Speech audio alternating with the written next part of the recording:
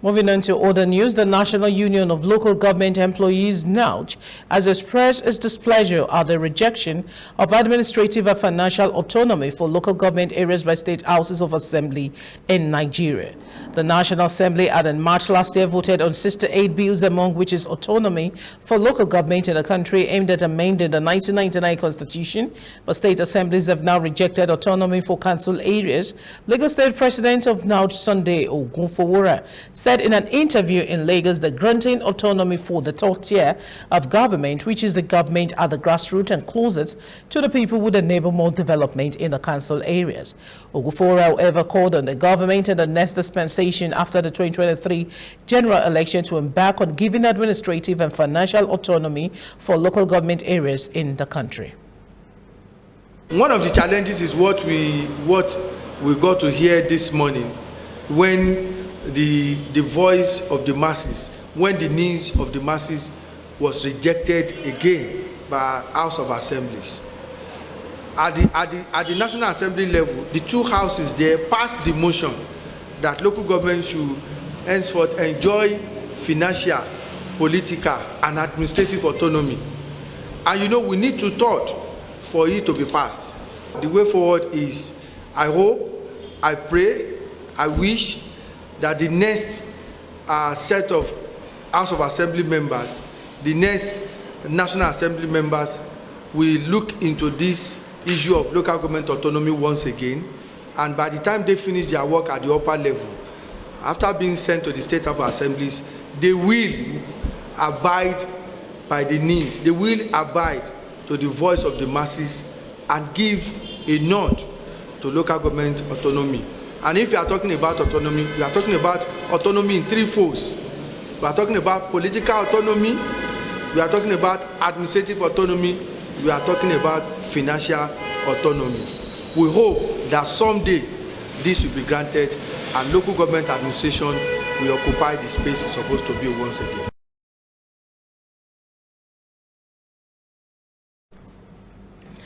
The India High Commissioner to Nigeria, Sri Balasubramanian, have said the relationship between Nigeria and India remains tight and intact, pointing that government of both countries needs to concentrate on health, education, and infrastructure, micro and medium enterprises to provide job opportunities for the citizens. Sri, who made these assertions at the India Professionals Forum Nigeria on the theme Driving Business in 2023, said both Nigeria and India have been doing enough to elevate poverty, which he said remains a sustainable goal on the part of the United Nations, adding that from 1947, that India has substantially reduced the situation of poverty.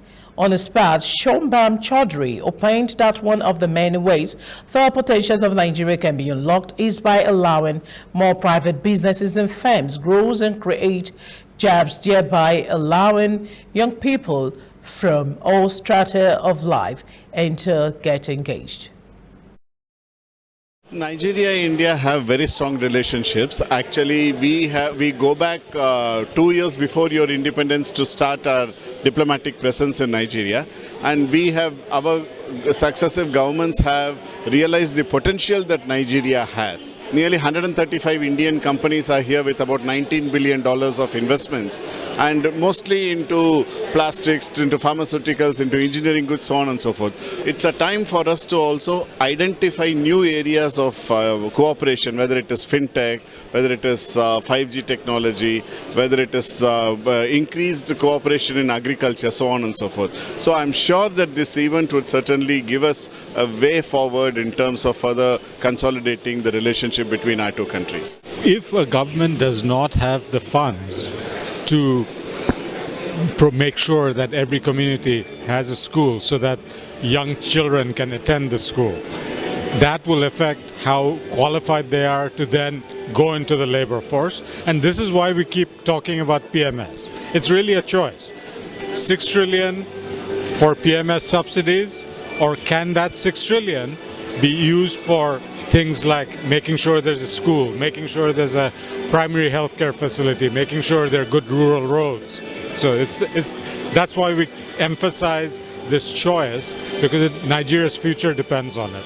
When you talk of SWOT analysis, it means looking at your own strengths, weaknesses, opportunities, and strengths. We have so many strengths as a country. And one of our strengths is our enormous population. Our young population is a big strength. And why do I call it a strength?